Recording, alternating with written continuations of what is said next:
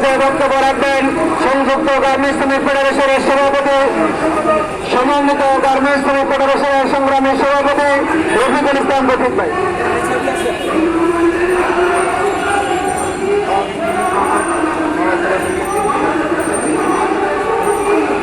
জাতীয় শ্রমিক সংগ্রামী সভাপতি, উপস্থিত গার্মেন্টস শ্রমিক নেতৃবৃন্দ, আপনারা যারা শুনছেন সবাইকে আমার ব্যক্তিগত পক্ষ থেকে, আমার সংগঠনের পক্ষ থেকে শুভেচ্ছা জানাচ্ছি।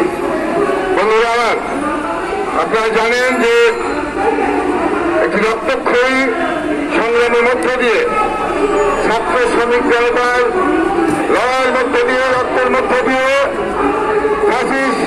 শেখ হাসিনাকে পালাতে বাধ্য করেছিলেন বলার, কিন্তু ওই হাসিনা সরকারের প্রতাপতারা ওই বিজেপি ভবনের মধ্যে এখনো কমিটির মধ্যে আছে।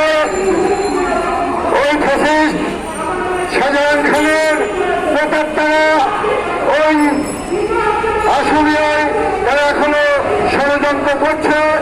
এই ষড়যন্ত্রের অংশ হিসেবে আমরা দেখছি আশুলিয়া সদর সহ সমগ্র গার্মেন্টস সেক্টরে একটি নৈরাজ্য সৃষ্টি হয়েছে। বন্ধুরা আমরা জানি যে এই ফ্যাসিস্ট হাসিনা চাল করে তারা তাদের যে পুনর্বার যে ব্যবসা, যে নাস্তার ব্যবসা, যে ঝুঁকের ব্যবসা, সেই ব্যবসা আবার পুনরায় তারা দখল করতে চায়।